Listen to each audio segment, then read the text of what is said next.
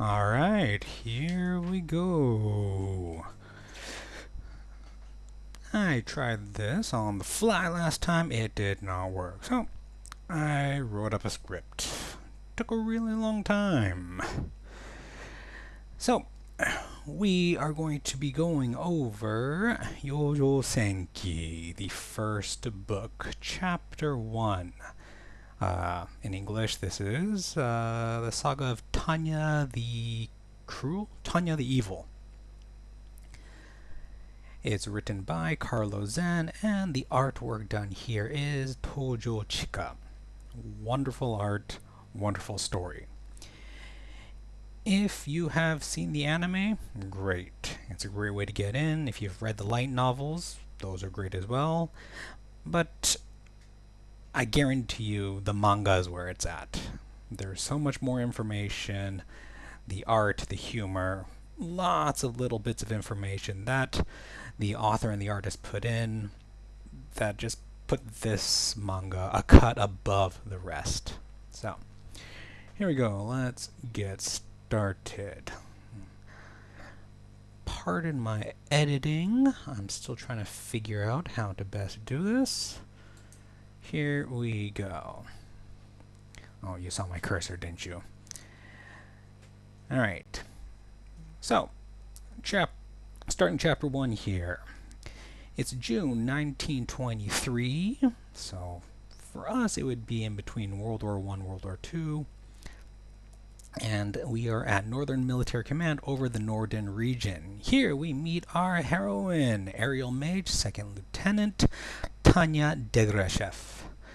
And she is flying solo in a warm fur coat because it is the North, and she is hefting a huge radio on her back.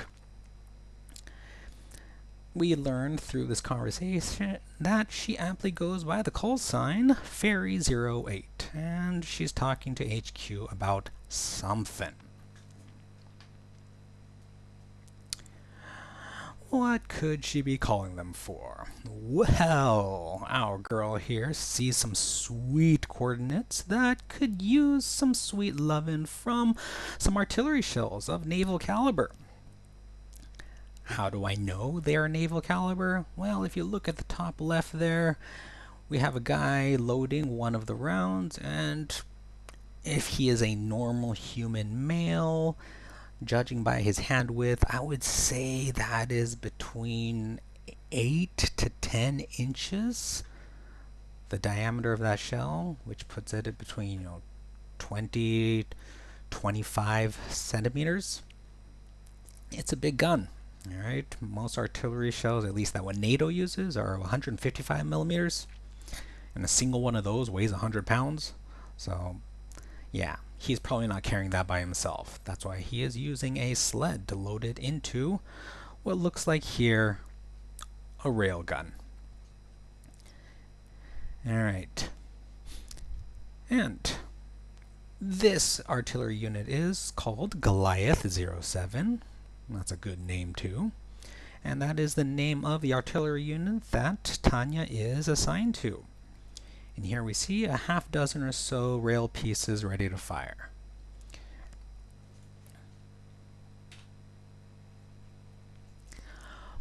Moments later, the guns roar to life. Look at that.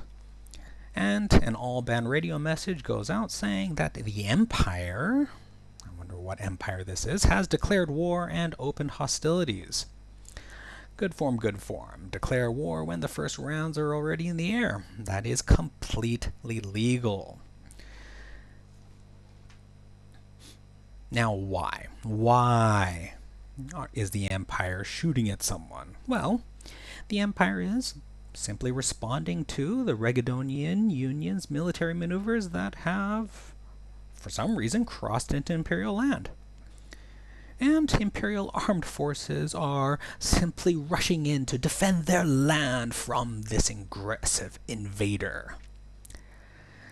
Right, and now you can see some of those invaders being tossed into the sky and followed by a rush of armored units, and by the looks of it, these look like light tanks. And then we got a crackling over the radio. Please rest assured, worried citizens, that we are simply guiding these wayward invaders away from your homes. We are upholding our duty to you, to defend you from foreign attacks, and bathing them in the holy might of the Empire. Yeah, well, this time period, this type of culture that they're going for, there's going to be a lot of Warhammer 40k connections here. And with God as our witness, we will protect the fatherland with his blessing and drive out the evil trespassers. Long live the Empire! And you might be asking yourself, why is this little girl in a war? Well, more importantly, why is this Japanese salaryman a little girl? So, here we have a flashback, or a flash sideways, or whatever isekais do. It is February 2nd, 2013, so more than a decade ago. And a well-built man, maybe in his early to mid-30s, wearing glasses, very nice haircut. He is trying his very best to make some peon understand why that guy is being downsized. And we learned that in Japanese business, it's better to, what's the best word? Encourage someone to quit the business rather than outright fire them. Why? Well, this saves the company the hassle of providing severance packages. And, well, on the other hand, the laid-off person does not have to have a black mark of being fired on their record. So, in a way, it is a win-win. Kind of. And then we find out our main character here has a severe inferiority complex. He knows that he is more elite than the average Joe out there, but he has a chip on his shoulder because he knows that he can never compete with the true geniuses that sail high above the likes of you and me. It's not fair, but, well, at least he's better than the useless trash in front of him, begging on their hands and knees for a second chance. Ugh. Just look at that. So, our man's life was supposed to be a simple life, full of, well, moderate success at the very least. Just pass that recommendation up the ladder, fill out the right paperwork, do what he's supposed to do. Easy peasy. Well, that's what was supposed to happen. Why do these fools that let themselves get fired so easily, why do they get carried away by their emotions? Their inability to think logically is probably the reason for them losing their job in the first place. So, one moment on the train platform, the next on the rails staring down the express train to Ueno. Eat your heart out, truck and train sama has this one. Our protagonist now finds himself in a beautiful yard in front of a stone church and what looks like a really buff Santa Claus in a toga across from him, blaming him for humans not being reasonable creatures. That's pretty insulting. I mean, he's not wrong, but, you know. So, our man picks himself up, asks jacked Santa who he is, and he actually gets answered with, "I am the creator." Okay, alright. Time to think logically. 1.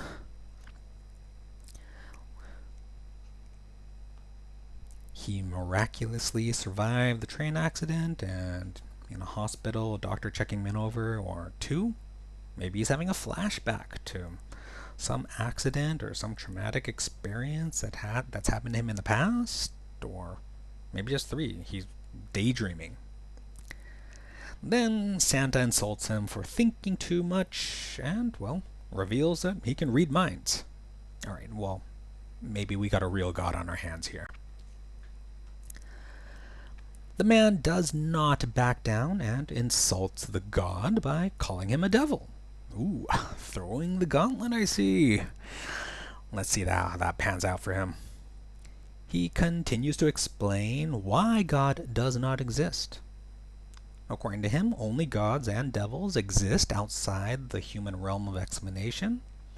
And if there is a real God out there, then there is no way a God would continue to allow the absurd amount of unfairness in the world to keep going on.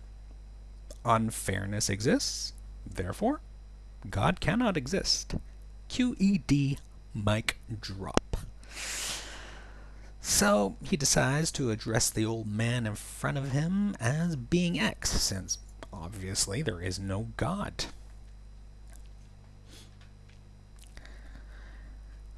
Well, being X here is confused. He doesn't know why this man does not accept what's happened to him and, just let go of the earthly desires and move on to nirvana. Well, the man then argues that human society forces them to become a little twisted just so they can survive. And, well, then what happens to people who can't let go of things? Well, being X says apparently they just get reincarnated and they have to go through living all again. Well, I'm sure some of you see that as a punishment, and the other half is just, hey, sweet, get going on the merry-go-round again. Our man, without a second thought, chooses to be reborn again and follows silence. This totally pisses off being X. And the level tone that he had before this is gone. He goes off about humans have no deep spiritual understanding anymore. They have no faith, but expect to live forever. They have strayed so far from the path of common sense that logic no longer applies to them, yada yada yada. Back in my day we had to walk uphill both ways in the snow, jumping over lava pits while rabid wolves picked off the weak and the stupid, blah blah blah blah blah blah blah. And how they no longer follow the 10 Commandments. You'll remember the 10 Commandments? Those big stones that Moses brought down from the mountain.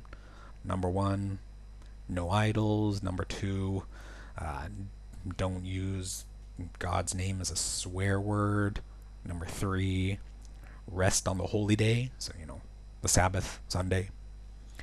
4, honor your father and mother.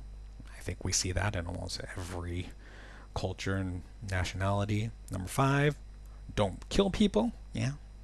Number 6, don't sleep with other people's spouses. 7, don't steal stuff. 8, don't bear false witness against your neighbor. So basically don't lie about your neighbor. And 9, don't covet anything that it was covet, right? Yeah, don't covet things. Don't be jealous, basically. And 10, I can't remember what 10 was. Oh well, our man here finds a loophole here. Well, not all humans are descended from Abraham. Modern men, like him, were lucky enough to be born into a world that's been conquered and tamed by science, and raised in a wonderful land that believes in religious freedom. And he has reached one of the pinnacles of society, a salaryman. So there's no reason for him to believe in a god. Uh-oh. Looks like he fell for being X's trap card. X has the perfect punishment for godless mortals like that. So, what if by chance he gets reborn? But instead, he gets reborn as, the opposite sex, huh? Haha, look at that face. Alright, well, Four Eyes. Too late to backpedal now. Now you tell Being X to, take a chill pill and, in your infinite patience, please escort the soul to the great beyond. No. You've awakened the Old Testament God. You're in for it. Oh yeah, and now calling him Lord. Yeah, that's that's not going to help his case at all. Oh, so yeah, he thinks that magic and miracles have never been proven to be true by science. All right, you want magic and miracles? Buckle up, sonny boy. Let's see what he's got up his sleeves. Well, no sleeves. He's got a toga on, and you probably don't want to look under that. So, here we have the reincarnation scene.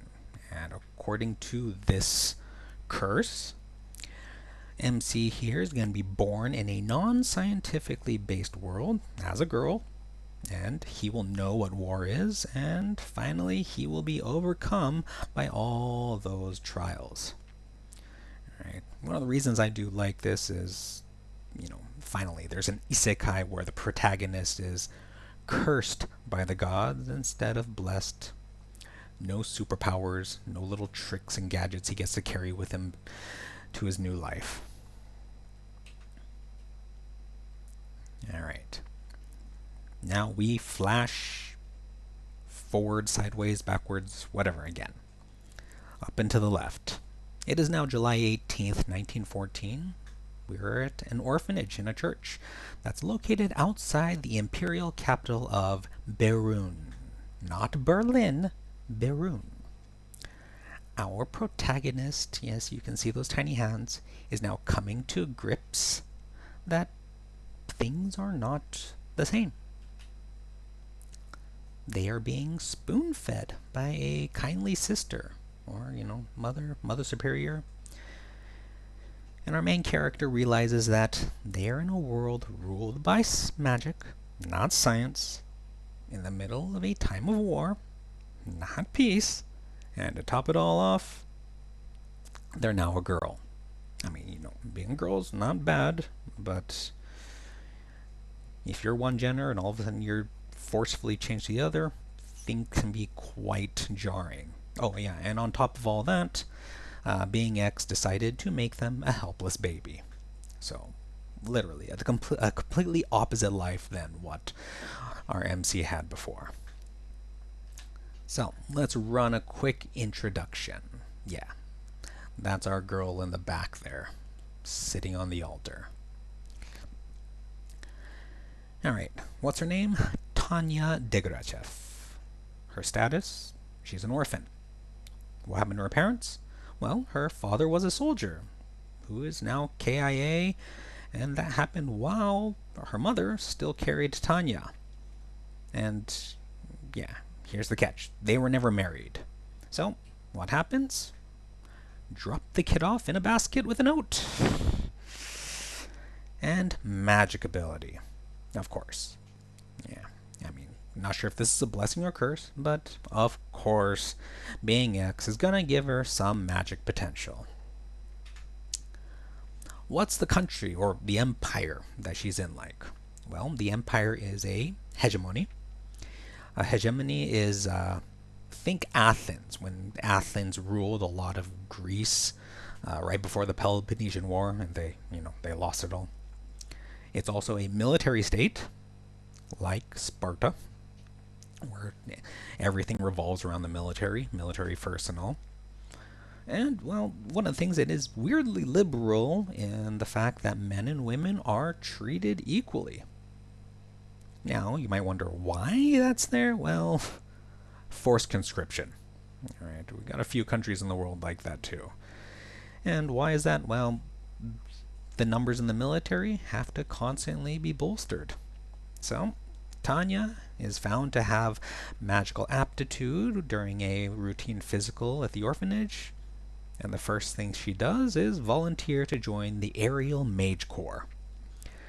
She goes on to officer training, becomes a second lieutenant, got stationed at the border, and of all the rotten luck, war breaks out on her watch. So, being X's curse is really coming on fast.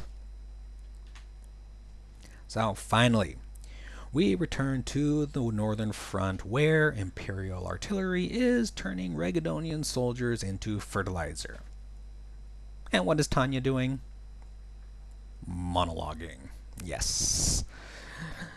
Isn't that what the bad guys do? Remember, this is Saga of Tanya the Evil. So she's thinking, maybe life's not that bad. Alright? Well, hey, Tanya, chill. You keep thinking like that, you're gonna invoke Murphy.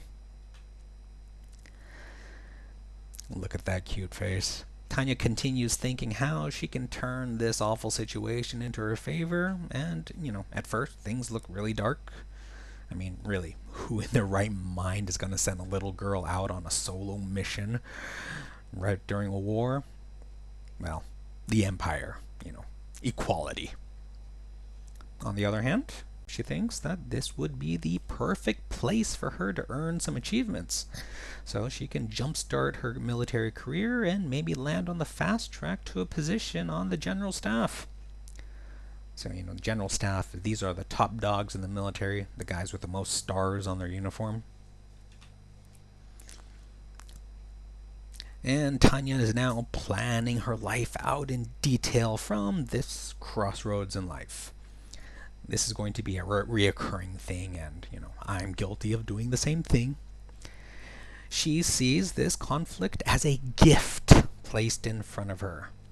It is a box made of weak enemies, the Regadonians, wrapped in paper made of a well-trained army, that would be the Imperial Army, and the ribbon that tops it all off and finishes this horrible analogy is, well, she can earn promotion by just flying above the enemy and watching them get taken to Pound Town.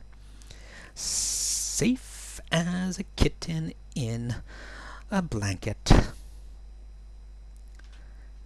So after that, all she has to do is faithfully carry out her duties, and further promotions are as good as secured. All right, that same mentality that they had in their previous life. Eventually, she will earn an assignment to Central Command, far from the front lines, tasked with protecting the capital.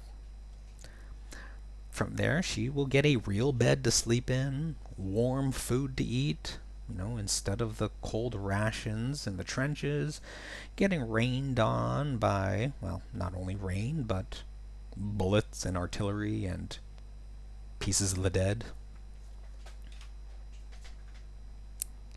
Oh, yeah, here we go. We got a tangent. Get a lot of those. But it's cool, all right? We get to see how the artist and the author visualize this land, this time period.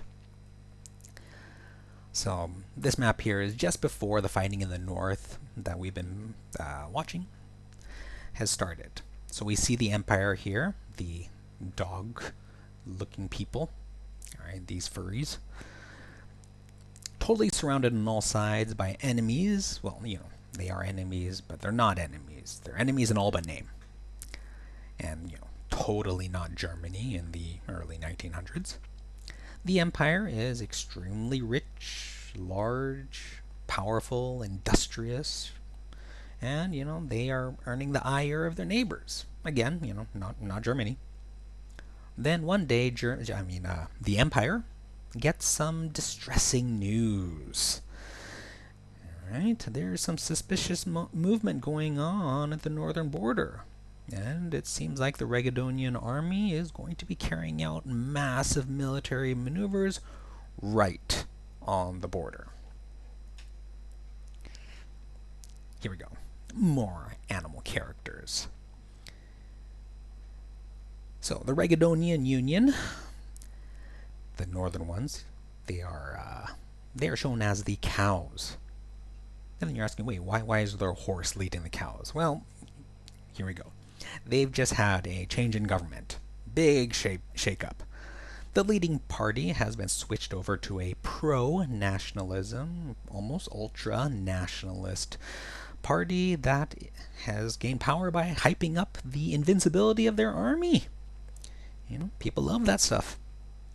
You know, well, I mean, thank goodness nothing like that happens in our world, right? You know, that would be disastrous.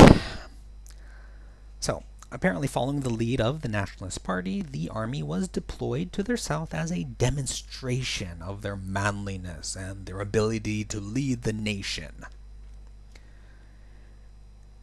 And we see the map on the central picture here that the empire is surrounded on all four sides with border disputes, and, well, of all these nations, the Regadonian Union was the last on the list of those that might pursue a war of aggression against the empire. And that's what took everyone off guard. Look at that windmill. Probably going to be gone in the next few seconds. Alright, now we meet a new character. This is Lieutenant Colonel Anson Su of the Regadonian Aerial Mages. You can see that he is a little unhappy about the state of his nation and army, and he rightly puts the blame on the politicians who orchestrated this fustercluck. He's trying to get in contact with the men on the ground and lead them out, but, you know, radio comms aren't working, and he can't even connect with his commanders.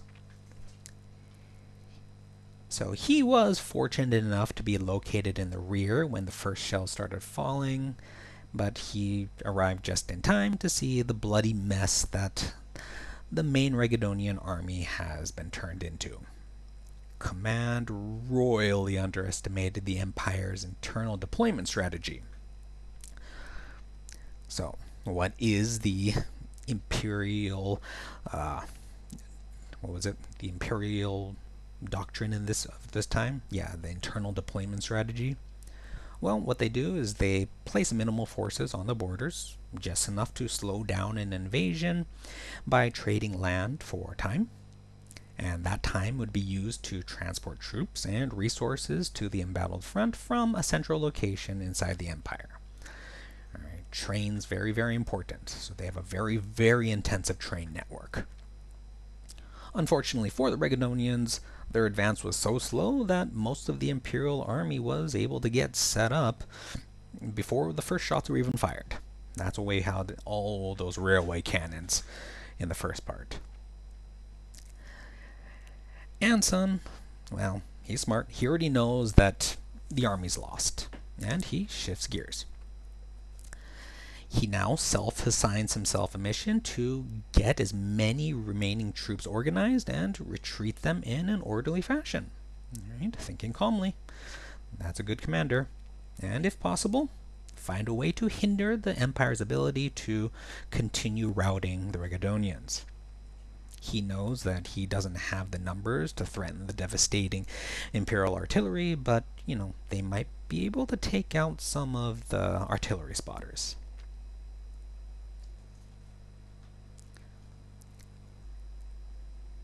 Here he gets a message from his radio man. The radio man's picked up some encrypted signals, and they quickly deduce that it was from an aerial artillery spotter. The Empire is so sure of its victory that they have their spotters flying solo and not even trying to hide their positions. So yeah, that's what that flying eye is supposed to represent. Unfortunately for Anson and his unit, the Imperial aerial warning line is very deep and well coordinated, with both aircraft and mages working together to fill their weak spots. You know, textbook procedures. Anson jokes that, you know, yeah, he probably should have left the country with his family before the fighting started. And his subordinate, good subordinate, joins in saying that the Empire must be scratching their head at how easy the war has been going for them. Well, therefore, it's the perfect time to sucker punch them and give them bloody nose. So back to Tanya. Looks like she's having some trouble with her radio. It's full of static. She can't hear what Command is saying or the other units around her. And suddenly her eardrums nearly get blown out by another aerial unit that has spotted some bogies and is issuing a sector warning. Yeah, see what I told you, Tanya? You called Murphy. Northern Control then issues to all armed aerial units that the ROE, the rules of engagement, have changed, and they are now allowed to return fire if fired upon. Tanya notices that the radio operator sounds a little bit flustered, so whoever's attacking them must be pretty good. Well, she's glad that she's not on the front line dealing with that mess. That would be scary. Well, Tanya, you tempted Murphy too many times. Now look what's happening. The radio announces that the enemy raiders are aerial mages, and Tanya is forced to defend against these magic-based attacks. Murphy, Murphy, Murphy. A large unit, well, probably a battalion size or regiment sized unit, because Aung San Suu was a lieutenant colonel. And yeah, so the way that they measure things, these are not infantry battalions or regiments. These are probably closer to how we would count armored units. Like a company would be 12 units. So a company of armor would be 12 units of armor. A company of mages would then be 12 mages.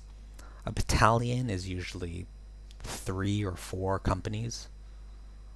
So, 36 to 48 soldiers, or mages in this case. And a regiment would be, 2 to 4 to 5 battalions. So, Aung San Suu has a lot of mages at his disposal. I mean, that's if they are at full strength. So they have broken through the Imperial lines, and now there is a unit of them bearing down on Tanya. And only now she realizes that the broken transmissions were not due to mechanical trouble, but she was being jammed, which means they knew that she was there. Which also means they were aiming for the sector's artillery spotter, which is her. Tanya goes full on defense and evading while screaming to HQ that she is under attack by a company of mages. So here we are, company, 12 of them. Shots blaze past her, forcing her to throw everything into just trying to stay alive. And, well, in all this chaos, though, the only thing that Tanya is worried about is her future plans for a cushy desk job far from the front lines. Really, girl? She stressed that of all the success that the Imperial Army is at that day, the one black mark on the operation would be her position being overrun, and that would stain her record. That's right, yeah. She's not scared of dying so much, but she's really scared of being passed over for promotion. So, how does Command respond to a 9-year-old girl under attack from a dozen soldiers? The way any adult would answer. Kite them and learn as much as you can about them. Okay, well, how about some backup? Or better yet, how about issuing a retreat? That's a good joke, Fairy08. So, well, they're basically telling her to fly around until she dies. This entire time, Tanya is juking, feiting, blocking attacks, doing everything to avoid getting hurt. Despite all this, Tanya is still pretty collected, even though people are trying to kill her. I doubt I could do that, especially outnumbered to that extent. Well, in order to make herself look better, this shows what a clever little fox she is. She even goes out of her way to ask how the artillery she's spotting for is doing. That's serious brownie points. No skin off her back, and it makes her look good. The fact that she has the ability to see the bigger picture. Clever girl. Good news, though. All right. She hears that a reinforcement platoon will be there in 300 seconds. That sounds soon? That's 5 minutes, you know. Enough time for your instant noodles to get all soggy. And if you're in the middle of a firefight, that's forever. Adrenaline has this weird thing where, it can make 5 minutes feel like 5 hours, and vice versa. It can make 5 hours feel like 5 minutes. So it's, your sense of time really gets screwed up when adrenaline is just busting through you. So, like any person with nothing to lose, Tanya just says, screw it. Screw you, especially you, not you, you're cool, and screw all you trying to kill me. And a big fat double bird to being X that got her in this mess to begin with. Screw them all.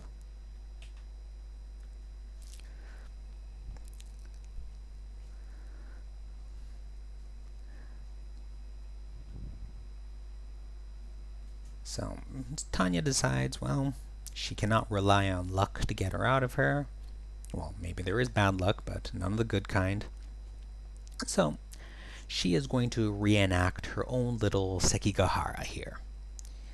Unfortunately, not on the winning side.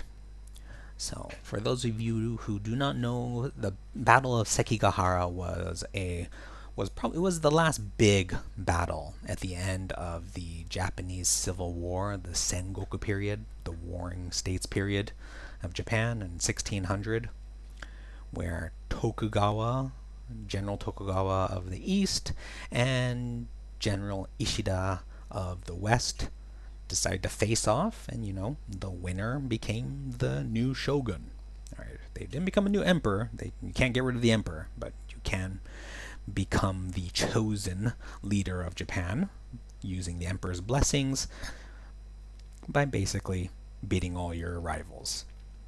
In this battle, Tokugawa had a smaller army at the beginning of the battle, and Ishida had a much larger army.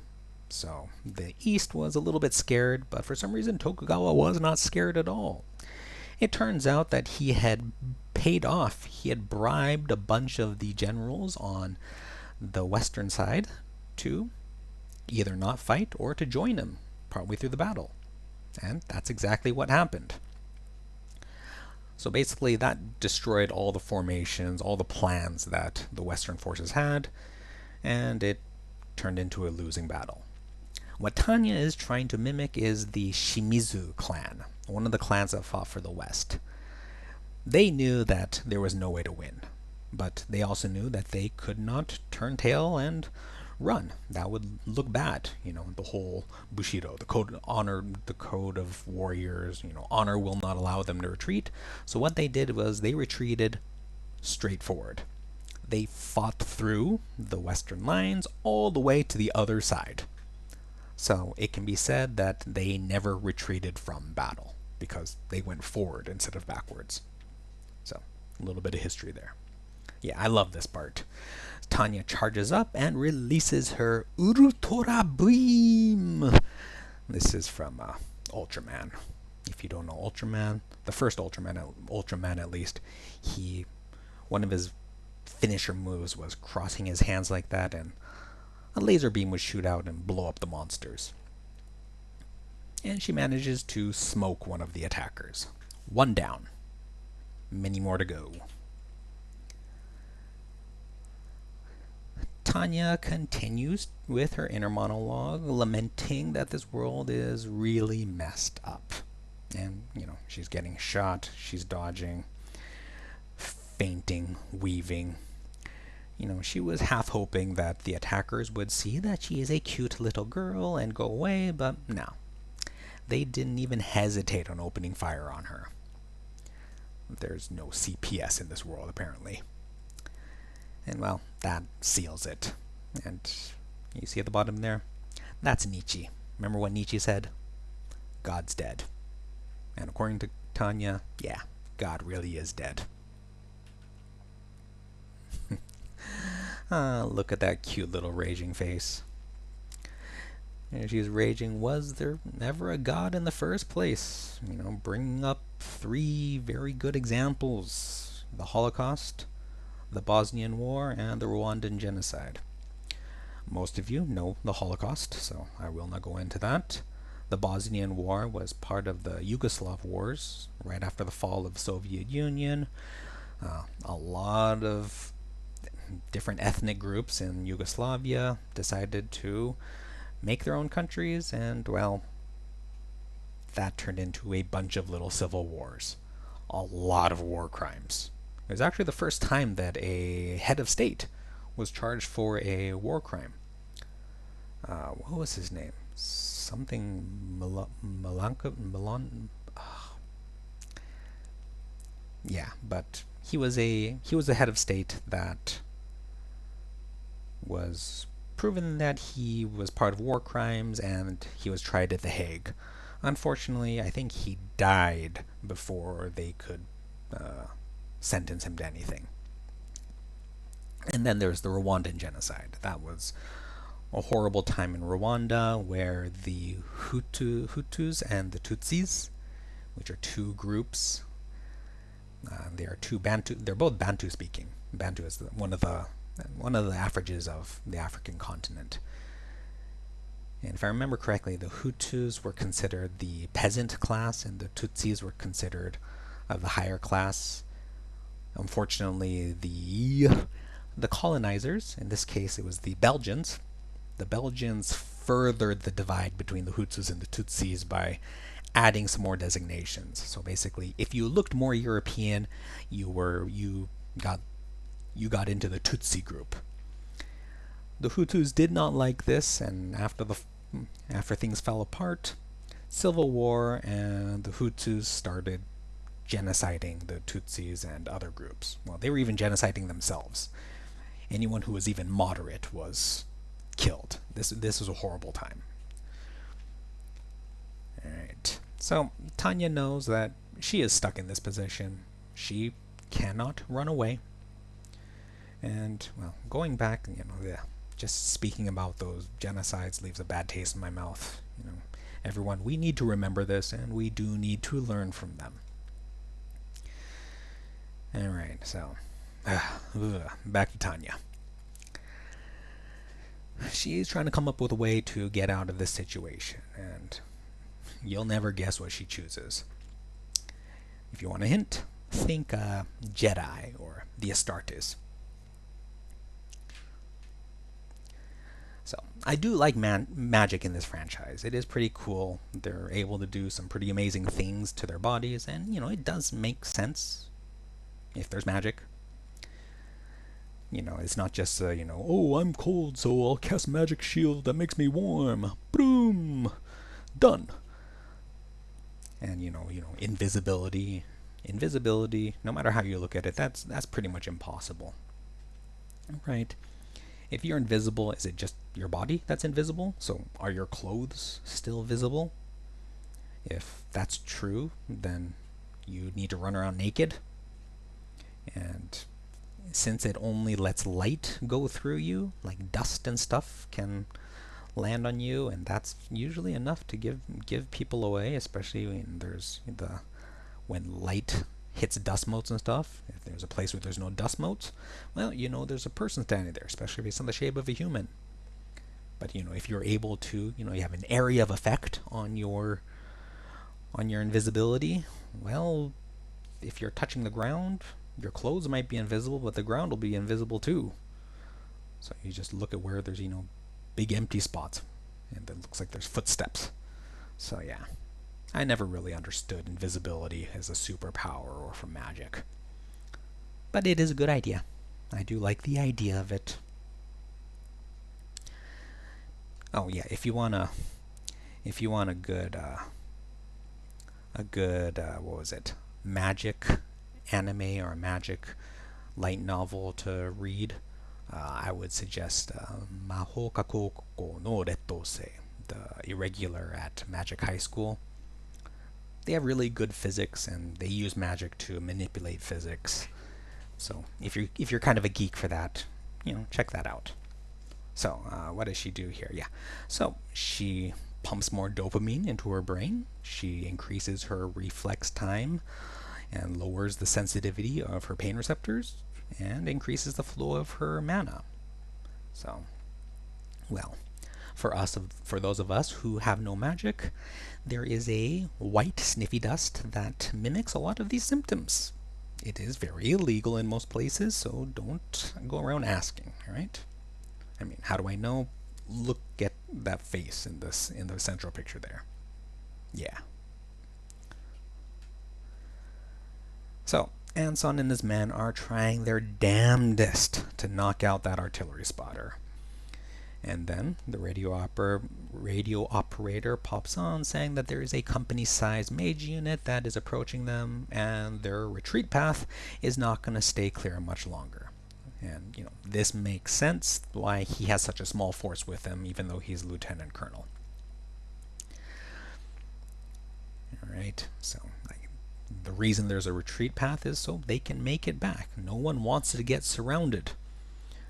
I don't know how many wars and stories and war novels kind of skip that part of reality. So these tiny bits of realism, that makes me happy. So they do seem to be clipping Tanya with their shots, but there are no direct hits. Nothing enough to drop her. Then we see Tanya manage to get an altitude advantage over them. You know, we know that is not good. We all learned from Obi-Wan Kenobi. So, a group of Regadonian mages line up in formation and charge her to close the distance. Yeah, bayonet charges. As mages. Yeah. But it's a trap. Tanya turns her hands into freaking lightsabers. Yeah, I edited this because I'm not sure if I'm allowed to show this stuff. So she falls on the Regadonian pursuers. Number 2 gets cut from frontal lobe to his coccyx. Number 3 gets sliced like a Christmas roast. 4 and 5 manage to bayonet her. But that just means they're in range to get Marie Antoinetted. Look at that face on T. Look at her, look at her, look at her, look at her. Tanya's face, they did a really good job at bringing out the psycho in her. Oh, next, there we go.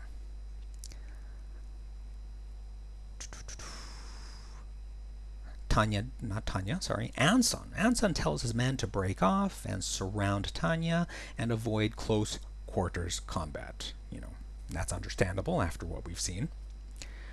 She still has a lot of defense left also. I mean, look at those shots bouncing off her shields. So they decide to overpower her while she's still slowed down. And yeah, they do finally manage to break through her barriers and get some clean hits off. That looks like it hurts. And a couple of them decide to close in and finish the job. Did you guys not remember what your commanding officer said? Yeah, well, yeah, see? Tanya had one last trick up her sleeves and gives the closest one a sweet hug. Yeah, this face is nightmare fuel. Well, that's if you survive what comes next. A huge magic formula balloons out of Tanya and turns her into an IED. Yeah, I wish I could read German here so I could figure out what was being said on the magic, those magic rings. Well, good job, Anson.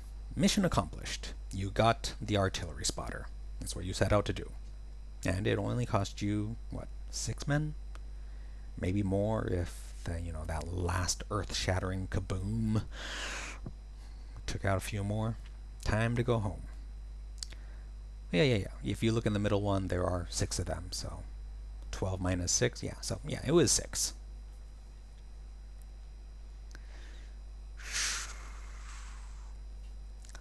A month later, we are back in Berun, and we see a man who works for military personnel, general staff military personnel. Is it just me, or does he kind of look our main character when they were a salaryman living in Tokyo? The glasses, the hairstyle, just kind of like the body shape. Anyways, well, he looks a little stressed, and he is wondering why that person is doing in Norden. And yes, of course, he's talking about Tanya. Apparently, there are a bunch of anecdotes involving Tanya when she was enrolled at that officer training school. And the four-eyed officer was fortunate, or well, unfortunate enough to actually witness one of them for himself. It involved senior cadet Tanya attempting to punish a junior cadet for insubordination. Well, according to Army rules, they dictate that punishments must be dealt for the crime committed, and she was just following the rules. Unfortunately, the punishment for insubordination is death. And look at those eyes in the last panel. You think she had any qualms about carrying out the deed? And yeah, we don't know what happened to that junior cadet, but use your imagination. That's what it's for. We then learn from Smarty Four Eyes here that she graduated second in her class. Wow. She then went to Norden to gain practical experience, so like internship. And once that was done, she was stationed there. And we all know what happened from that point. Her bravery and her exploits are all lauded by her allies, and to top it all off, her commanding officers unilaterally agreed and commended her to be awarded the highest award that could be given to an imperial soldier. Alright, it's a medal that is given to more dead than living recipients, kind of like the United States military's Medal of Honor. And what they call it is the Silver Wings Assault Badge. That's a cool badge. So there we have it, the perfect child soldier. Tanya Degrachev, the Platinum. Alright, if you like that, that was one chapter. The first book has 3 chapters, and yeah, these scripts took a lot longer to write out than I thought. I will try to upload the second chapter. Probably next week is when I have time to do it. But, how was that? I hope you liked it. It just gets more exciting after this. Well, my throat is hoarse. I need to get a drink, and maybe I'll pick up on this later. Alright. See you. Have a wonderful rest of your day.